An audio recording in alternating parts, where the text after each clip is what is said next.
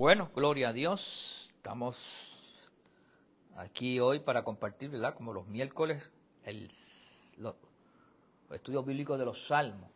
Recuerde que nos puede seguir en el canal de YouTube como Apóstol Ricky Rosado, o en la página también de Ricky Rosado queda plasmado ahí estos estudios. Pero en el canal de YouTube puede ver una serie de programación que hacemos de diversos temas y diversas experiencias que le invito para que también se suscriba y nos siga ahí. Ya estamos en el Salmo 142. Hoy vamos a ver el 142 y el 144. Esos son los dos que vamos a estudiar hoy. Y el Salmo 142, estos son de los salmos penitenciales, de los salmos de lamento. Hasta el 143 termina así.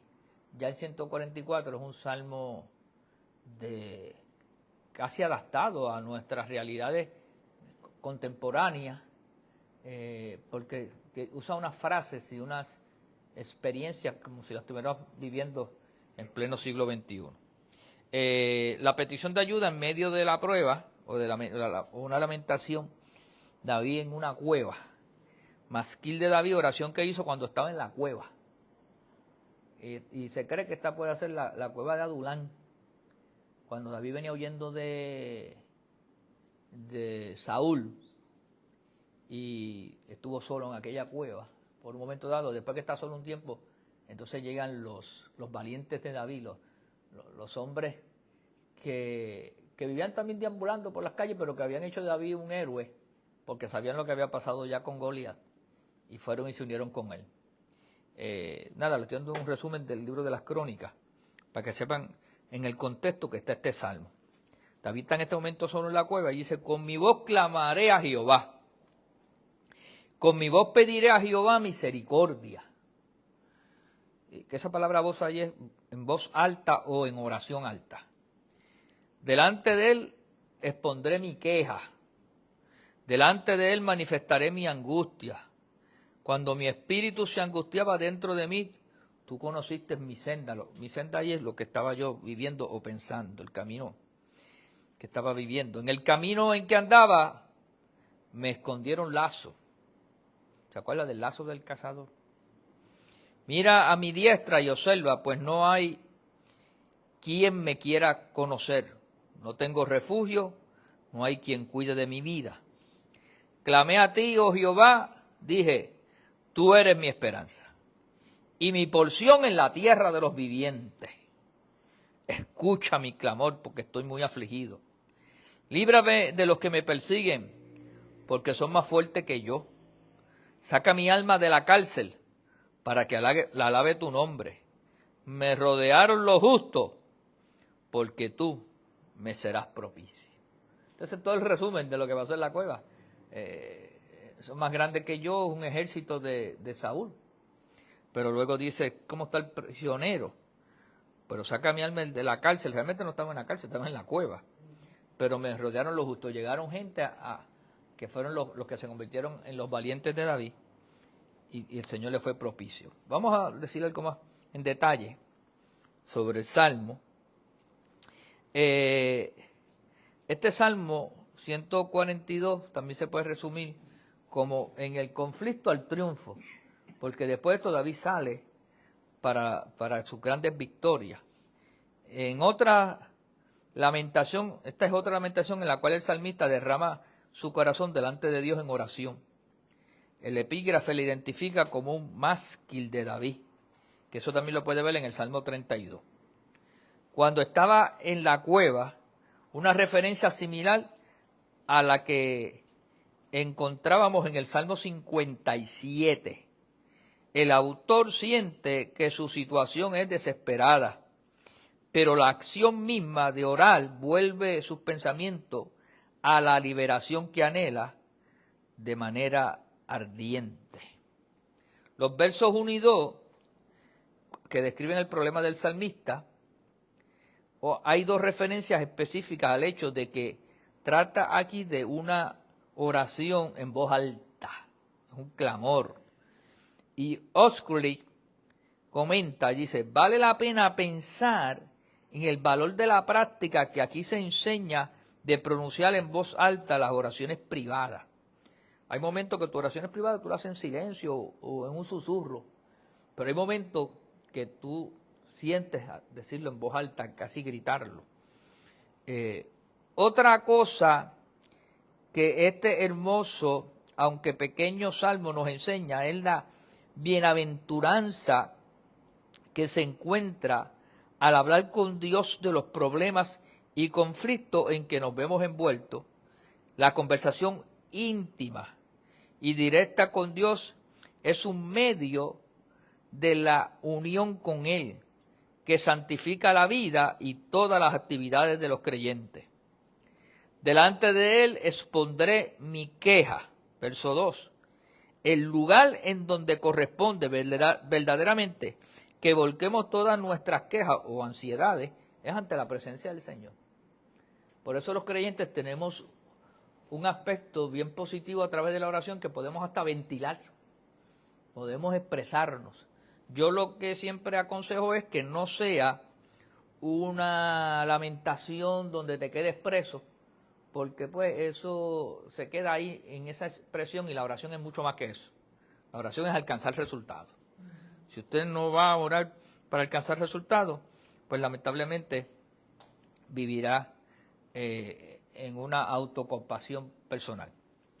La oración del salmista, versos 3 y 5, el contenido de la oración se manifiesta en palabras que están dirigidas a Dios mismo.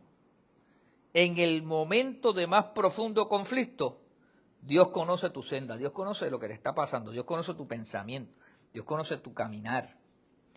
Me escondieron lazos indica la sutileza de sus perseguidores, lo sutil que eran, ¿verdad? La trampa fina. Mira a mi diestra y observa, verso 4, donde debería encontrarse un consejero o defensor, pues no hay quien me quiera conocer. Quien me quiera conocer significa alguien que admita que lo conoce, que tenga empatía contigo, más bien, que se identifique con tu situación. Estaba completamente solo. No hay quien cuide de mi vida. Es una queja de sumo patetismo. ¿Ves? Todos los seres humanos a veces cuando estamos vulnerables quisiéramos tener una mano amiga, alguien que nos ayude, ¿verdad? Que nos cuide. En su desolación, el salmista se vuelve a Dios. Abandonado por todos los hombres, todavía es capaz de testimoniar: tú eres mi esperanza y mi porción en la tierra de los vivientes. Y ahí fue que comenzó a tomar ánimo. Ven acá, Dios está conmigo. A lo mejor estoy solo, mi padre y mi madre me dejaron, los demás no están, pero Dios está conmigo. Y si Dios está conmigo, eso es más que suficiente. Y ahí dice Marat, traduce estas palabras diciendo: tú eres mi ayuda y te tengo a ti como propio en la tierra de los vivientes, como el que estás a mi lado, y yo voy a salir adelante. Los versos del 6 al 7, que son los versos, ¿verdad?, que finaliza, la oración asume una urgencia adicional y expresa algunos pedidos específicos de cosas que el poeta necesitará en el futuro. Concluye con una expresión de fe, con una declaración de fe. Desde las Honduras, el poeta, por la liberación de su vida del poder de sus perseguidores, saca mi alma de la cárcel, verso 7, ha sido interpretado por algunos como una referencia bien concreta al encarcelamiento del autor, como pudiera haber sido en el caso de Jeremías, que fue puesto en prisión por causa de su fe. Pero también puede usarse de manera figurativa como un pedido de liberación en una situación de extremo conflicto. Pues la crisis que tenían en esa cueva, ¿verdad? Entonces, luego dice, aislado de sus compañeros, tal como se encuentra, el escritor anticipa, el salmista, con esperanza el momento cuando los rodearán los justos, ofreciéndole su consuelo y sostén. sabe de todos modos que el Señor le será propicio y su bondad no tardará. Entonces esa es la esperanza del creyente y se manifiesta. Cuando usted vive con esa confianza, eso se manifiesta. Vamos al Salmo 144 entonces, que tiene ya unos 15 versículos.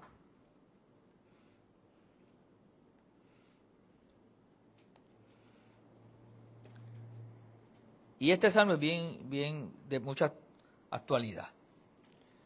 Este salmo es una declaración de bendiciendo las naciones y orando por ayuda y prosperidad. Y se considera también salmo de David. Bendito sea Jehová mi roca, quien adiestra mis manos para la batalla. El que está ahí, wow, dándome capacidades. Y mis dedos para la guerra. Acuérdate que esto es un guerrero y vivió en guerra. Misericordia mía y mi castillo. Fortaleza mía y mi libertador. Escudo mío, en quien he confiado. Ve, la oración es diferente, ya no es una oración de lamento, una oración de que Dios está conmigo. El que sujeta a mi pueblo debajo de mí. Ya se ve como el rey. Oh Jehová, ¿quién es el hombre para que en él pienses? O el hijo del hombre para que lo estime, citando otro salmo, ¿verdad? El hombre es semejante a la vanidad, sus días son como la sombra que pasa. Wow. Oh Jehová, inclina tus cielos y desciende, toca los montes y humeen, despide relámpagos y disípalos, envía tus saetas y túrbalos. Está usando las inclemencias del tiempo para inclusive que le ayuden a su favor. Envía tu mano desde lo alto, redímeme y sácame de muchas aguas, de la mano de los hombres extraños, cuya boca habla vanidad y cuya diestra es diestra de mentira. Eso es lo que el mundo ofrece. No nos llamemos engaño. Oh Dios, a ti cantaré cántico nuevo. Con salterio, con decacordio cantaré a ti. Tú, el que da la victoria a los reyes. El que rescata de maligna espada a David, su siervo. Rescátame y líbrame de la mano de los hombres extraños, cuya boca habla vanidad y cuya diestra es diestra de mentira. ¿Viste que lo repite 2 veces? Sean nuestros hijos como plantas crecidas en su juventud. Está bendiciendo las generaciones. Nuestras hijas como esquinas labradas como las de un palacio. Nuestros graneros llenos. Wow. Provistos de toda suerte de grano. Está hablando prosperidad y abundancia. Nuestros ganados que se multipliquen a millares y decenas de millares a nuestros campos. Nuestros bueyes estén fuertes para el trabajo. Está bendiciendo sus negocios. Porque acuérdense que esto era una, como yo he dicho en repetidas veces, una sociedad agrícola, ganadera, de labrar las tierras. ¿Ve? De eso era esa era la industria fuerte. No tengamos asalto, ni que hacer huida, ni que tener salida. 2 problemas de aquel momento, en el caso de ellos, el asalto, también en el caso nuestro, la huida, pues era que esta nación se pasaba con ataques de momento y tenían cautiverios, lo mismo que está pasando ahora para Israel. Ni gritos de alarma en nuestras plazas. No tenemos por qué estar asustados. Bienaventurado el pueblo que tiene esto. Bienaventurado el pueblo cuyo Dios es Jehová. Ese salmo está poderoso, ese salmo es extraordinario. Vamos a desmenuzarlo un poco aquí. El título o epígrafe lo relaciona con David, salmo de David. Posiblemente por la similitud con el Salmo 18 y por el uso del nombre de David en el verso 10. Es un poema que tiene una gran significación para nuestros días, puesto que expresa algunas de las condiciones morales y espirituales sobre las que descansa el auténtico bienestar de los hombres y las naciones. O sea que muy parecido, es un salmo contemporáneo, como si fuera de nuestro tiempo, como si estuviéramos nosotros viviendo parte de esa experiencia. Los versos 1 y 2, Dios es bendecido por construir la roca del salmista y su misericordia, castillo, fortaleza, libertador y escudo. Y eso es Dios para nosotros. El objeto de su confianza y aquel que sujeta a su pueblo, a su gobierno, porque ya él era un rey. Todo esto son elementos sacados del Salmo 18, del verso 1 y 2, y del verso 34 y verso 47. Lo puede ver allí. Un paralelismo. Son todas expresiones de alguien que está acostumbrado a hacer la guerra en una región montañosa. Y David peleaba por esas cuevas, por esas montañas. De hecho, los altos de Golán, que hoy en día es uno de los sitios que acaba de conquistar Israel nuevamente. Los versos 3 y 8, el versículo 3 mantiene una relación obvia con el Salmo 8 y el verso 4. Pero tiene como propósito aquí señalar la fragilidad y transitoriedad, lo transitorio de la vida. La vida es transitoria, la vida es pasajera. Nosotros la vemos a veces como muchos años, pero realmente es transitorio. Y para gente es a veces más transitoria, ¿verdad? Semejante a la vanidad. Significa literalmente como un aliento. Harrison, el comentarista, traduce una bocanada de viento tan inustancial como una sombra que pasa. Como una debilidad contrasta el poder de Dios que se manifiesta en la naturaleza. Pero a pesar de todo eso, el poder de Dios está presente. Por eso que el justo por la fe vivirá. Inclina los cielos se refiere probablemente al descenso o las amenazas de nubes que se convierten en tormentas. ¿Sabes? David como guerrero aprendió ciertos secretos a usar las tormentas a su favor. Y luego dice, toca los montes y humén, envía las saetas y túrbalos, el estruendo de relámpagos y las flechas de los rayos eran capaces de destruir al hombre y sus obras. La debilidad del hombre solo tiene paralelo en la maldad que es capaz. Pero la oración del salmista es que Dios lo libre de la mano de esos hombres malvados. Y David oraba por eso. El verso 7 simboliza el poder de Dios. Muchas aguas es la imagen que simboliza la inundación de dificultades y conflictos. Hombres extraños significa hombres extranjeros y forasteros que se enfrentaban a David en batallas y a su ejército.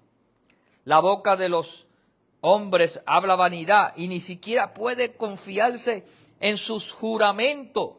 Oiga, igualito que ahora. Yo le digo a ciertas personas, bueno, tienes un documento bastante bueno ahí, pero no te confíes 100%, porque la ejecución del documento es otra cosa. Y vivimos en una sociedad que la gente es cambiante, pero yo recuerdo, y mis padres me contaban, que la gente daba una palabra en los años 30, 40, 50 todavía, a principios de 60 más o menos, se daba una palabra, se estrechaban la mano, y casi no había esto, los abogados se morirían de hambre para esa época, casi no se hacían contratos. Y si había un litigio, se sentaban como hombres y se resolvía el problema. Y yo recuerdo que esa sociedad de los 70 y hasta los 80, muchas cosas se hacían piensen, el papel era sencillo. Hoy en día los documentos tienen miles de páginas, cientos de páginas para hacer lo que le da gana y para terminar los tribunales leyendo todo eso. Bueno, el caso de Guandabac, que yo me sorprendí que 8 millones de hojas, los documentos. Y quiero decirle que ella se los leyó. Inclusive sus abogados no se lo leyeron. Y ella se lo leyó. Claro, tiempo de más tenía. Y dos, es su caso. Y ella decía que no había nada en esos documentos que la... Porque un amigo en común que tenemos, hablamos sobre el tema. O sea que... Y hoy en día se hace todo eso.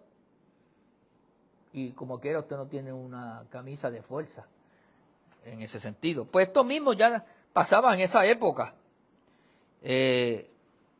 Por lo tanto, muchas aguas es la imagen que simboliza las dificultades, los conflictos. Verso 8 dice, cuya diestra es diestra de mentira. Oye, te dan la mano y te mentían. Se refiere a la mano derecha que se levanta para prestar juramento. Harrison traduce, su mano derecha acuerda traición. En vez de estar, levanta la mano, juro me decir la verdad, están diciendo mentiras. Triste eso. De eso el senador Bob Meléndez, ¿verdad? Que creo que ayer entró a prisión, un congresista. Y oyó ya la noticia cuando decía que cuando el FBI hizo el allanamiento, encontraron $500,000 metidos en efectivo, en botas, en zapatos, en los trajes, en los gabanes. Ese era el petty cash. Parece que... ¿Ah? De Bob Meléndez, un congresista. Y 2 lingotes de oro que valían $150,000. 2 lingotes de oro. Y la acusación es porque él fue, creo que a Egipto o a estos lugares, y hizo algunos sobornos políticos. Pero nada, no solo la palabra de los hombres no vale lo que su firma, sino que siquiera su firma vale para algo. Eso es algo que vemos hoy en día. Por eso es que este salmo es tan, moralmente hablando, parecido a muchas de las cosas que pasan en nuestro diario vivir. Los versos del 9 al 10, con tanta confianza el poeta prevé su victoria sobre todos sus enemigos, que se compromete a cantar un cántico nuevo. Un cántico nuevo significa un cántico de alabanza, un cántico de nuevas cosas, acompañado del salterio y con el decacordio. Este literalmente es un arpa con 10 cuerdas, y así lo dice, un arpa con 10 cuerdas.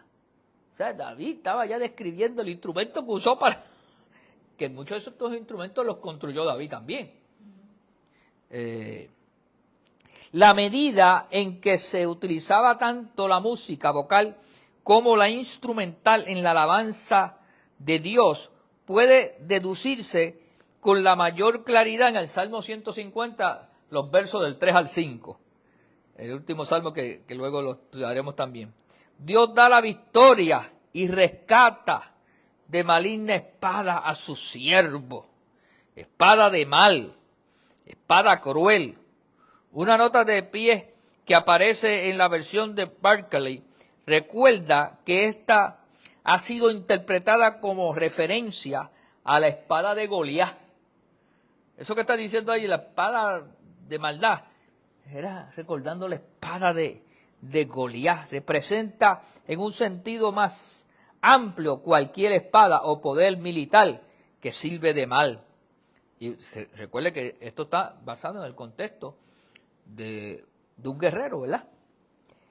Las bendiciones de la vida nacional están relacionadas directamente con el bienestar de los hijos y las hijas. David concibe aquí que la bendición de la nación tiene que ver con las generaciones futuras también, los hijos y las hijas en su desarrollo. Y como el bienestar temporal, sean nuestros hijos como plantas crecidas en su juventud, verso 12.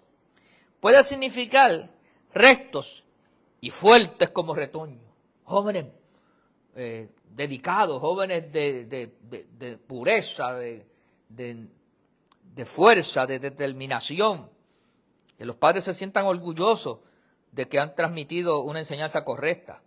o plantas que se desarrollan rápidamente en sus primeras etapas de crecimiento, formándose correctamente. Nuestras hijas como esquinas labradas significa sin duda hijas tan hermosas como las piedras ornamentales que adornaban los palacios en sus esquinas, e implica un aspecto erguido y digno. Eran muchachas ejemplares. La primera consideración del salmista sobre una sociedad ideal, escúchame bien, una sociedad ideal, tiene que ver con las personas. La sociedad es ideal y correcta de acuerdo a las personas que la compongan, ¿verdad? Solamente después hablará de graneros repletos. Y los graneros eran los lugares donde se guardaba la semilla, se guardaba todo el material. Para nosotros, hoy en día que no estamos en esto de la agricultura, los graneros serán los bancos, o donde tú guardas los recursos, ¿verdad? Las grandes empresas, el emprendimiento es el granero. Solamente después hablará de los graneros repletos y los campos cubiertos de ganado. La escena que se describe en el verso 13 y 14 resulta natural si pensamos que el pueblo hebreo practicaba una economía rural y su riqueza consistía en sembrado, en rebaño, en los animales para el trabajo. ¿Ves? Todos eran los recursos y entonces eran sus empresas, eran su emprendimiento, eso era su industria, ¿verdad? Era una industria basada en una economía de campo y así era en su sembrado, ¿verdad? En nuestras plazas, verso 14, debería decir en nuestros campos, en los lugares donde ellos desarrollaban sus empresas, serían las plazas de las Américas, las plazas del sol hoy en día, los lugares de negocio. Graneros llenos, como dice el verso 13, ganados fértiles y bueyes fuertes representan una economía próspera, una sociedad rica. Eso era lo que David estaba declarando y era lo que estaba ocurriendo y pasando. Y por eso David estaba honrando a Dios y dando gracias, porque David como un gobernante había logrado todo eso a favor de Israel y esos eran los frutos de su gobierno. Aún esas condiciones, sin embargo, es necesaria la paz y la estructura moral subyacente es de fundamental importancia para que todo esto pueda disfrutarse de manera plena. Él está diciendo, tenemos todo esto, pero necesitamos algo más, que es la paz. Que podamos vivir y disfrutar. Porque ¿de qué vale tú tener y no disfrutar? Así hay mucha gente que tiene y no disfrutan. Su familia rota, su vida hecha a pedazos, sin salud mental y sin salud física. No, que lo que tú tengas es para que lo disfrutes y que Dios te dé la largura de días para eso. Luego dice, no tengamos asalto ni que hacer salida. Significa que no haya invasiones hostiles de nuestro territorio, ni se abran huecos en las murallas de la ciudad por donde el enemigo pueda entrar, como fue la escritura de Nehemías 6:1, que dice que Esdras y Nehemías reunieron al pueblo, vamos a construir una muralla para que no se metan más los enemigos. Pues tú tienes que construir murallas espirituales y murallas de estructura sólida en tu familia, en tu casa, en tu hogar, en todo lo que tú hagas para que el enemigo no pueda entrar, ¿verdad? Eso es tan amplio y más amplio que lo que he dicho. Por lo tanto, luego dice que no haya que salir para rendirnos al enemigo, como dice Amós capítulo 4, verso 3 y segunda de Reyes 24:12, porque si te tienes que rendir vas a caer en la esclavitud, ¿verdad? O vas a salir al cautiverio como Jeremías, salir del cautiverio como Jeremías 29:16, o salidas para rechazar los ataques del enemigo. Luego dice, ni grito de alarma en nuestras plazas. También se ha traducido que no haya disturbios en las calles de nuestras ciudades. 50 estados tenían disturbios estos días allí en la nación americana. Y aquí también unos flojitos ahí en Fortaleza. Nosotros tenemos eso controlado, gracias a Dios. Ahora, esto es la visión del Antiguo Testamento de una gran sociedad. Así lo veía este salmo. Y luego termina diciendo, bienaventurado el pueblo que tiene esto. Sean felices los que tienen esto que David escribió. Pero la bienaventuranza o la felicidad es el destino solamente de aquellos pueblos que tienen como Dios a Jehová. Bienaventurado el pueblo que tiene esto. Bienaventurado el pueblo cuyo Dios es Jehová. Y Dios, Jehová, es el Dios de nuestra casa, de nuestra familia, de nuestro ministerio y de Puerto Rico. Y como dicen los republicanos estadistas, y nuestra gran nación americana. Para complacer a todo el mundo. Así nos ayude el Señor y bendiga a Dios con su eternidad y su poder. Bueno, gracias a Dios por su palabra, tremendo salmo, usted lo puede leer. Este salmo yo lo oro por las mañanas en muchas ocasiones y lo declaro sobre Puerto Rico. Y termino diciendo eso, bendito sea el Dios de Puerto Rico. Bienaventurado sea esta nación, bienaventurado la nación cuyo Dios es Jehová. Y donde quiera tenemos que hacerlo, para la gloria y la honra de su nombre. Nada, gracias a los que nos siguen. Vuelva a escucharlo si entró más tarde. Está ahí en el canal de YouTube, Apóstol Ricky Rosado, o en la página de Ricky Rosado de Facebook. Los de la casa ofrendamos y los que nos siguen también lo pueden hacer a través de ATH Móvil como CFC Fe y Gracia. CFC Fe y Gracia. Dios me lo continúe bendiciendo.